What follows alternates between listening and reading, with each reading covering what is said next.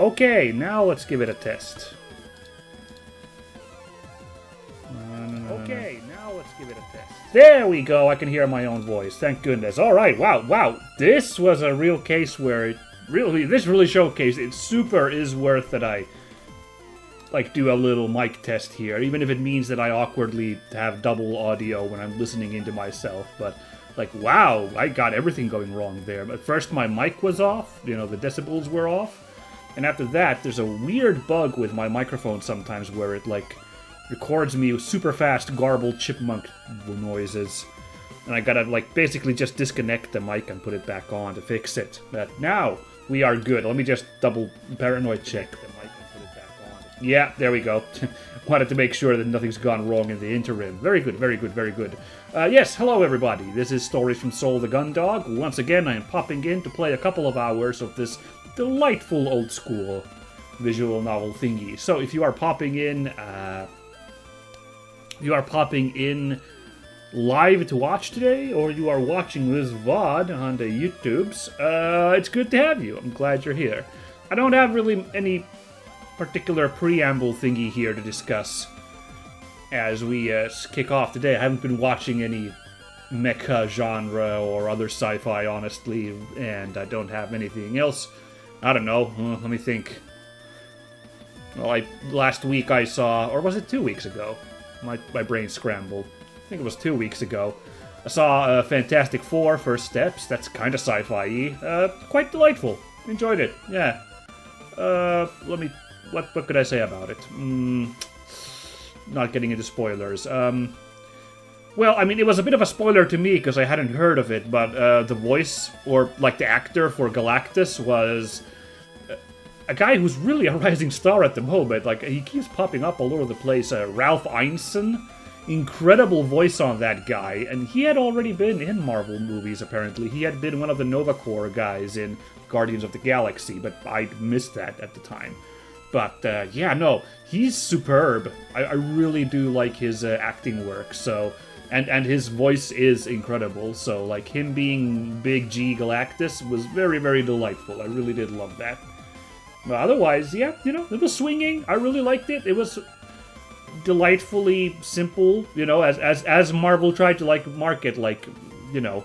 I was actually wondering, like, a year ago, like, wait, hold on, so in the 60s the Fantastic Four were adventuring, but that's never come up before in the MCU. Like, obviously not, because they've only now come up with it, but, like, what's gonna be the explanation? But, oh, okay, it was a parallel universe, you know, figured that out, like, a couple months before movie came out. Like, oh, okay, it's a parallel universe. It's like no connections to MCU, so that felt kind of crazy watching a movie. I guess this must be what the Pattinson Batman felt like, since that had nothing to do with the DCEU at the time, you know? I never saw that, so I have no idea, but it must have been kind of like that, you know? Yeah. But yeah. There wasn't a ton of action, but I think for Fantastic Four, who are big old Dorcas science heroes, that's fine. The action scenes that were there were pretty cool. I enjoyed them. Yeah, I don't really have any major complaints. I can't think of anything. Yeah. The overall thing of the Robert Downey Jr. Doom casting has me still, like, giving side-eye. I'm not sure about how that's gonna land. But this didn't really have anything to do with Doom. I won't go into spoilers, but, like, there's nothing, like, particular to, like, make you go, oh, you know, at least about the Robert Downey Jr. part, you know. There's some Doom references in there, but Doctor Doom, but you know, nothing yet to, like, really judge Robert Downey Jr. on how he's gonna be doing this, you know. So yeah, and yeah, that's about it. Yeah. It wasn't particularly crazy amazing. I'm being very glowing to it, but, like, still, if I'm like, well, it wasn't, like, the most amazing thing I've seen this year. That would be The Phoenician Scheme, real quick, by the way. That's my favorite movie thus far I've seen this year. I guess this had the same wackadoodle alternate reality cartoon world vibe as The Phoenician Scheme, but it just kind of, yeah, no. Nah. Yeah. Oh yeah, also I've seen people suggest that Galactus seemed a little bit underpowered. Like he's just supposed to be this mega cosmic force, so like he should just like instantly swing away our heroes. Like they're able to put like a decent resistance to this big man. So yeah, I don't know. I'm not a huge Galactus guy. That's funny, huge Galactus guy, whatever. I'm not huge because I'm not a huge Fantastic Four guy in general. So I'm not like feeling particularly protective about closeness to canonicity or power levels or anything when it comes to the FF and their surrounding cast. So I'm not personally particularly miffed. I was perfectly happy with what I was given. Yeah. But yeah, stories from Soul. Let's go on with that then, shall we? Let's get back to this wacky adventure. Boy, we got into some interesting mix-ups last time, didn't we? We also apparently jumped 2 whole chapters. I guess chapter 8 was the whole preamble to the mess we're in right now? I guess. I don't know. Oh, that MSX Metal Gear-ish music. I really, really love the sequence we're in right now. So, yeah, let's see. What happened last time? We wrapped up kind of investigating the ship after the events with the enemy craft, and we reported into the captain, and then thought we'd have a nice bit of shut-eye. But then shit got really real when Vanessa began her big thing. Like, she's been angling to take the seat this whole time and become the captain, and she started her big mutiny on the grounds of blaming Captain Bartermuse and blaming Cassie on, like, dereliction of duty and possibly sedition, even working alongside the villains who set up the big robot. Oh, also, alright, I completely forgot. Also, Dr. Rosarium got killed in the interim. That's right. Like, we went there to, like, check in on the doctor, and we found him dead. And we got attacked by an unknown assailant and knocked out. And then when we woke up, that's when Vanessa was doing her big, like, power play. So, thankfully, we've been able to escape our confinement in our own room. Oh yeah, because we did not go along with the mutiny. The game gave us the option, and I really do wonder what happens if you, like, decide to side with Vanessa, even if out of necessity. I'm very confused about that part. Is there like a real major split in how the story goes in this game? I don't know. Taking a drink here at this point. I got a new water bottle, so it's a little bit jingly. Hope you guys don't mind. There we go. Yeah. Yeah. So, anyway. We managed to escape our solitary confinement after Dylan brought us a screwdriver hidden inside a burger, so we're now really Metal Gearing it up, or die-harding it up, however you want to take it, by crawling around in these vents. We've been to a couple of spots. We've been to the engine room and made contact with the chief, and she's sympathetic, but not committing to our, like, situation. Like, she's not yet working to stop Vanessa, because she's really focused on just taking care of the engines. So she hasn't ratted us out, but we haven't convinced her to side with us against Vanessa. Oh, and I should mention, of course, Vanessa has both of the pilots working as her enforcers, Cruis, Hansen, and Haru. The Haru one still stings me. Haru seemed like a reasonable person, so it really stings me that they've allied with these two chumps. And also kind of Hansen stings me as well, because, like, he was getting to be a pretty reasonable guy. Like, I understand...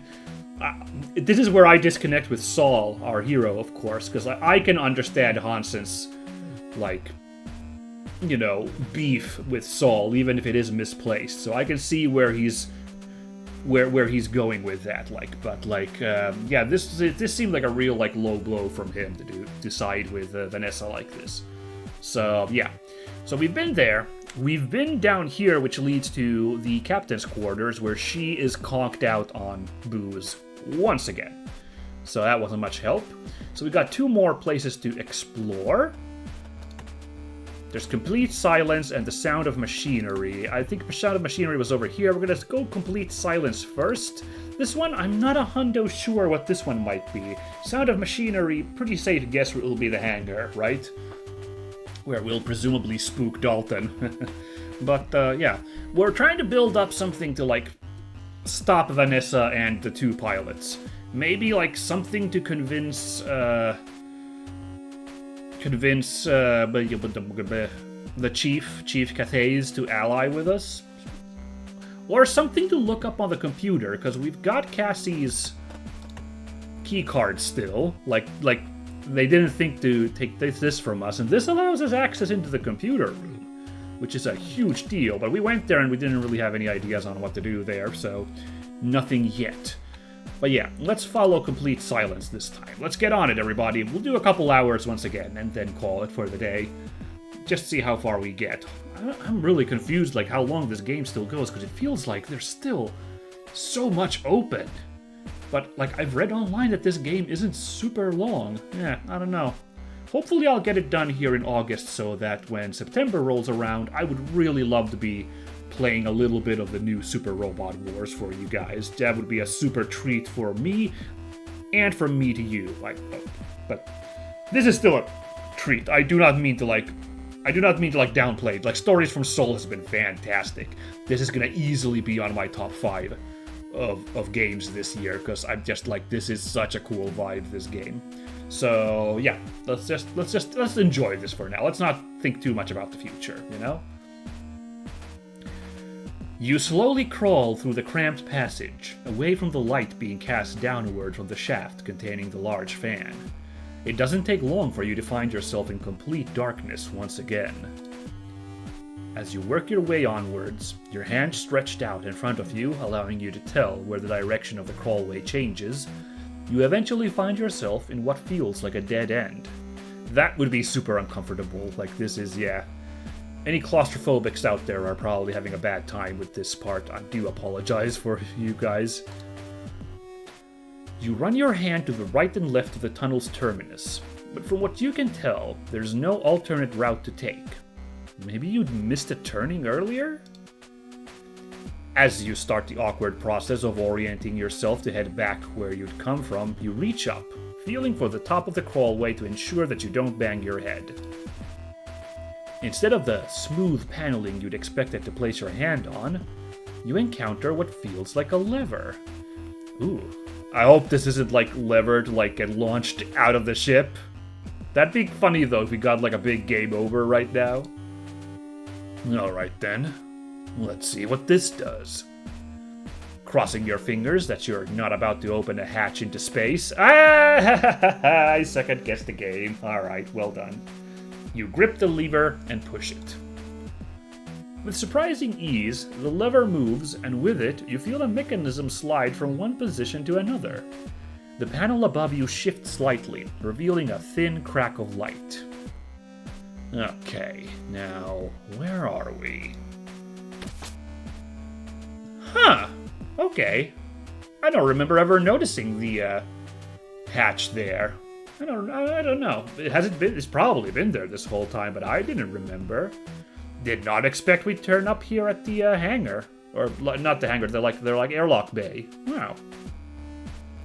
Pushing open the hatch above you and standing up, you look around to see that you've emerged into the airlock. You clamber out of the tunnel, lowering the hatch behind you, but not closing it entirely. The airlock, huh? You muse. Not exactly the most useful place to be, but it's better than being locked up. Ooh, I suppose we could go to the central hub from here, but I'm really scared about walking around in the open, so we're not going to be doing that. It's funny, I never paid much attention to this hatch until just now. Looking at it, it's obvious. Yeah, I almost want to pull up video from a previous stream. Like, has this hatch been here this obvious this whole time? It's even got hatch written on it in huge letters.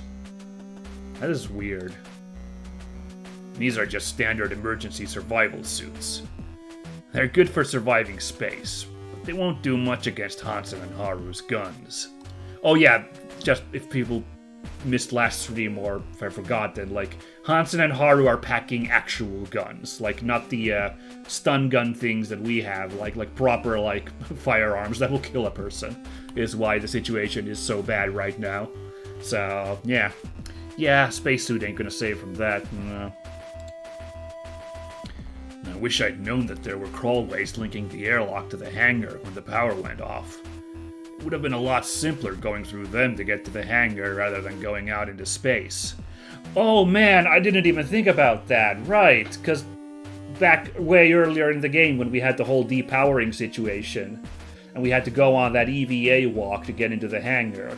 If I'm correct in my suspicions, and the final airway vent goes into the hangar, we could have super just done that to get there, and no hassle having to do a EVA. Wow.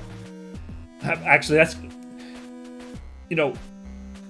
It's a bit of a plot hole, I suppose, but I gotta give props for the writers of the game to actually call that out in the game itself, like just be like, hey, look at this little discrepancy here, or like this little silliness. I gotta admire that moxie a little bit. That's kind of funny. Yeah. Hold on. Just checking the settings. Sorry. Quick look at the settings of the game there. Alright, all good. Or not the game, the stream. I was looking at the stream settings. Don't mind me. Although those passages are like a maze. Trying to figure my way around in them whilst the whole ship was without power. I'd have got lost for sure. Okay, then the game's trying to justify why it was actually okay that we did the whole crazy spacewalk that we did. Okay. Now, I probably wouldn't be found until the ship was reclaimed and its new crew started complaining about a bad smell. Ugh, yeah, that's unpleasant. Yikes. With my access restricted, I can't do much here. I can't even stargaze. That's not true. I could probably use Cassandra's card, right? With my access restricted, I can't use any of the terminals around here. If it comes to it, this will be the only way I'll be able to open the airlock. There's an appeal to depressurizing the ship to drag Hansen and Haru out into space, but I don't see a good way to do it that doesn't involve me joining them. It's pretty cold, though, Saul. I gotta give him points, or give them points for that one. Wow. I'm more worried about the fact that everybody else would get killed, I'm pretty sure, We could hide in a spacesuit, I'm not planning on going outside the ship anytime soon, and these won't offer much in the way of protection against firearms. It's not even worth trying the radios. Who knows who would pick up? It might be Vanessa if I'm really unlucky. That's a good point. I didn't think about that. I was thinking about, connecting with the chief, remotely, but yeah, bad idea. Someone else might, listen in. If I tried to get to the hangar by opening this up, I'm sure Hansen or Haru would be here before I could get it closed again. They'd probably see it as a good opportunity to get rid of me and blame it on a failed escape attempt. Yeah, that's pretty dark, yeah. I've made it this far. It's worth a shot. Access denied. Insufficient authority. Yeah, I figured. Now that I can make my way around the ship using the crawlways, I shouldn't need to do any more EVA. I really, really hope so, anyway. I can't use this to, access... that's not how this game works. You can't go in here and click an item to use it. Yeah, so, no. Alright, let's go back in the crawlways. That's not the central hub.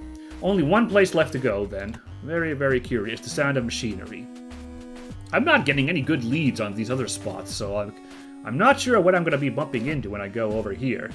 It might be that eventually we're going to have to risk walking around in the corridors, but I don't like that idea. But yeah, final path here.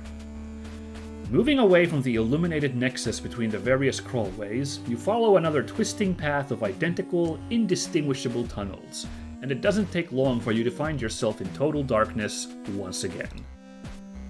Unlike your journey from your quarters to the lit segment, you'd just taken a break at, you were confident of where you were heading as the previously muffled sounds were growing louder with every corner you turned.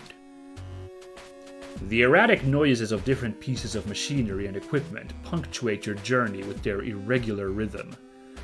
Unlike the constant background noise of the engineering department, this was the sound of someone hard at work. What is Dalton working on, I wonder?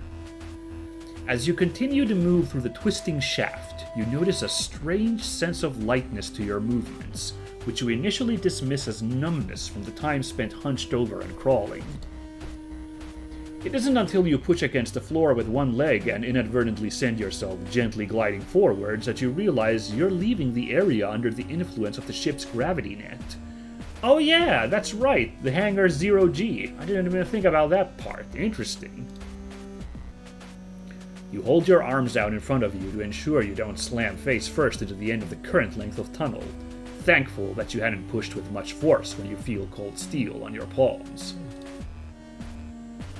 Feeling around to determine the direction you'd be heading in next, you eventually identify a turn to the right and carefully propel yourself off the crawlway wall. Soon enough, you manage to adapt to this method of movement, propelling yourself by pushing off the tunnel walls, or pulling yourself along the occasional pipe or protrusion. Eventually, you turn a corner and, for the first time since you had started down this path, you see the faint glow of light. Moving towards it, you realize that it's the outline of a hatch built into one of the walls. Now the sounds are almost as loud as if you were in the room with the machinery. You can clearly make out the dull thrum of a gantry crane moving from one end of its rail to the other, interrupted by the irregular sound of an impact driver. Yeah, that's what that sounds like. Once you make your way over to the hatch, you grasp its faintly illuminated handle and twist.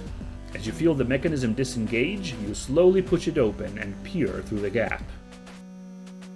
Well, here we are. As you'd expected, the noises had guided you to the hangar, which you take your time to carefully survey, looking out for Hansen, Haru, or any other member of the crew that you didn't want to run into. That's about those two and Vanessa, I'm pretty sure. I don't know, everyone else is fine. Aside from Dalton, who was hard at work on Hansen's Juno and completely unaware of your presence, you don't see anyone. Alright, let's go. Ooh, should I spook Hansen while I'm here? Should I just steal a Juno? That sounds very dangerous. Some of that machinery looks like it's recently been used. Probably to help Dalton swap out the parts on Hansen's Juno. Even in normal circumstances, I wouldn't be totally certain of what was in there that could be useful. With half of them encased in Dalton's foam and others lost to space, there's no way of knowing what we've got and what we've lost. Well, unless our, heroes in engineering did an inventory. Seems like the smart thing to do, but what do I know? Well, at least this doesn't look like it's going anywhere. Fortunately, there wasn't any damage to the main door when that machine crash-landed in the hangar. If there had been, this whole area would be closed off to prevent depressurization of the rest of the ship, and Dalton would be doing these repairs in a spacesuit. That makes sense, yeah. I said depressurization weirdly there, don't mind me. Looks like Dalton's made a lot of progress on the repairs for Hansen's AF. If it wasn't for a few open panels and the tools he's left nearby, I wouldn't be able to tell there was anything wrong with it. Sly way of hinting at the fact that they haven't really changed the model at all here. That's fine, that's fine. We'd considered using some of this machinery to secure that strange machine. With all the foam, we didn't need to. There's not really a lot for me to do with it right now. It might be worth taking a look later if I really need to, but right now, I don't know what use it would be. As far as I can tell, it doesn't need any extra restraints. There's no sign that it's going anywhere or has tried to move. It's kinda hard to tell, though, with it covered in foam like it is. Yeah. I need Dalton's help. It's not a good idea to jettison him into space. A tempting idea, but I wouldn't want to risk damaging the gun dog by doing something stupid in one of those. Yeah, I was kind of thinking that too. We don't want to be a problem, you know. We gonna talk to Dalton? Oh man, we're gonna give this guy a heart attack. Alright. You perform another quick scan of the hangar to ensure that it's still just you and the cadet who are around before kicking off a nearby wall towards Dalton.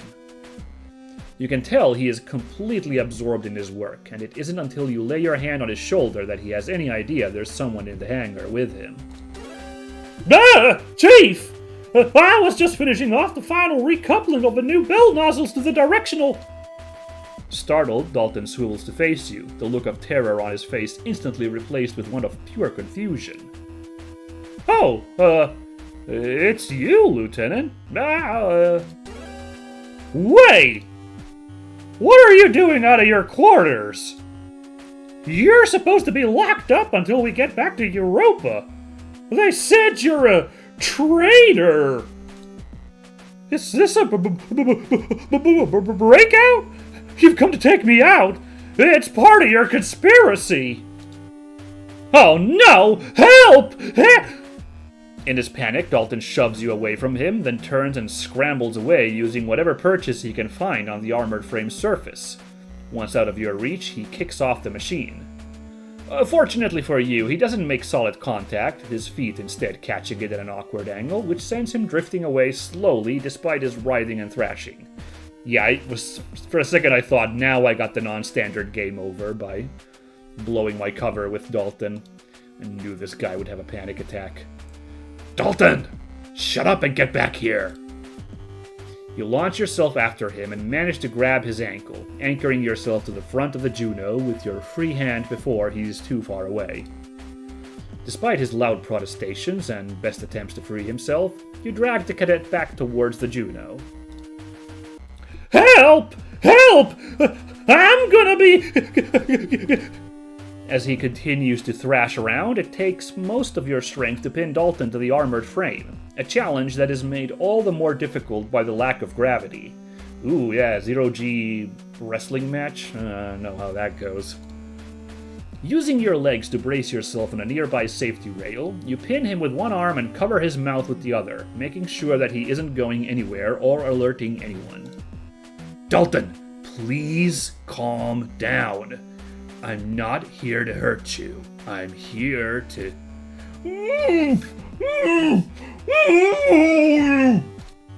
Cadet, get a hold of yourself. I'm not here to hurt you.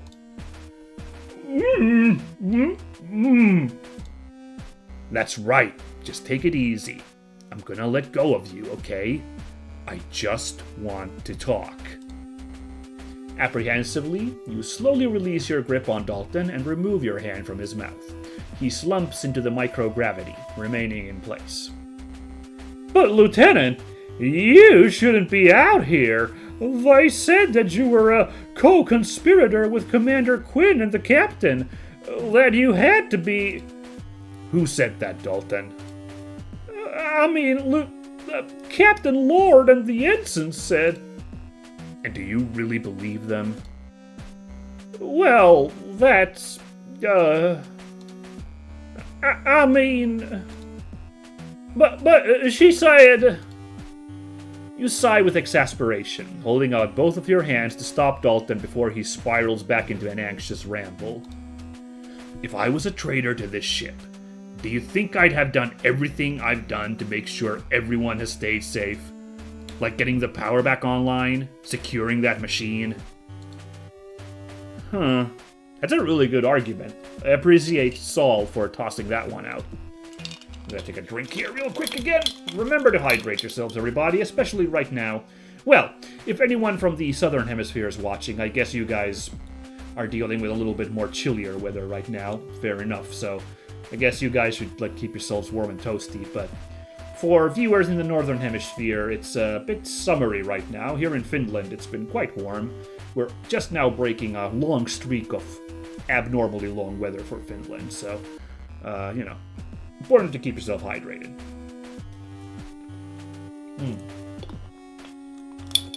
Yeah. Look, I'm sorry I scared you, Cadet, but this is really important. Lieutenant Lord is lying about everything. Captain Bartermuse and Commander Quinn have nothing to do with what's been happening, and there's no way that Quinn could have killed the Doctor. That's why I'm here. I need your help to... Hey! Oh, whoa, oh my god, what? Oh no. Hey! You hear Ensign Rumney's call echo out across the hangar. Fortunately, the two of you are behind the Juno and can't be seen from the entrance. Whew, I got really scared for a second there. Taking advantage of this, you shunt Dalton towards them, using him as a distraction as you slip into the Juno's open cockpit and out of sight. Yikes, okay. Ooh, look at that little fade into the Juno cockpit view. For a moment you consider closing the hatch, but you realize that there's no way Haru would miss that happening, and with Dalton floating towards them, they'd instantly get suspicious. Instead, you get as far back into the cockpit as you can and freeze. Wow, geez, kid, be careful. What were you doing floating around like that? And what's with the screaming? Something happened in here? Oh, I was just what? What's going on here, huh? Holding your breath and staying as still as possible, your grip tightens onto the back of the seat. All you can do is hope that Dalton doesn't give you away. Well, it was because Kid, spit it out. Is there something wrong with the AF? Oh, no, there's nothing wrong. Nothing. It's all fine. It's just... Seriously, what have you done? Do I need to check it out? Ooh, boy, that's scary. You hold your breath and grit your teeth. The sound of what you had to presume was Haru knocking on the frame's armor rings through the cockpit. It was nothing! I just got the impact driver caught on my jumpsuit, and then it started going because I accidentally hit the trigger, and everything started bunching up, and I couldn't stop it because... Alright, kid, okay. Take it easy. Yes, Ensign. You all good? Yes, Ensign, thank you. I got it off by... Okay, cool, got it. Just stay calm next time, alright? Yes, Ensign, I will. Sorry. Alright, well, if that's it. Yes, Ensign, it is. Nothing to worry about.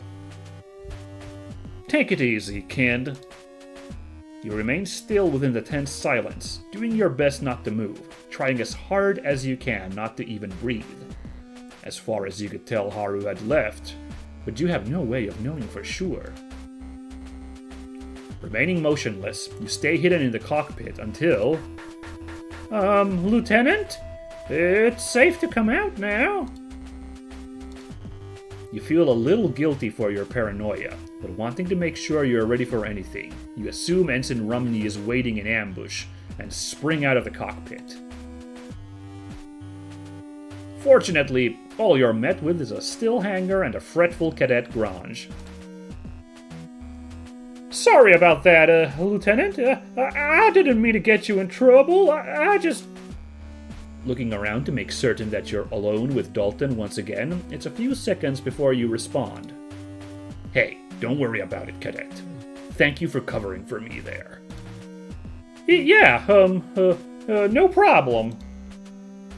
But what do you want me for? Why are you here? I didn't want to believe what they said about you and the captain and the commander, but after they locked you up, I heard Ensign Cruz say that... Dalton, hey, calm down. It's okay. Oh, sorry. You take a deep breath and close your eyes, sighing before you begin. Something about asking the cadet for his help seemed wrong. Although he was working on a JCF ship, he was basically still just a kid. But you knew that he had the technical skills you needed. I'm here for your help, Dalton. If I can't get control of the ship back from Lieutenant Lord, then both the captain and Commander Quinn are going to be executed as traitors. I can't do it alone. I I need the help of someone who knows all the systems on the ship, and that's you. You want my help? That's right. You know your way around the ship almost as well as the chief. You could really help me out here, Cadet.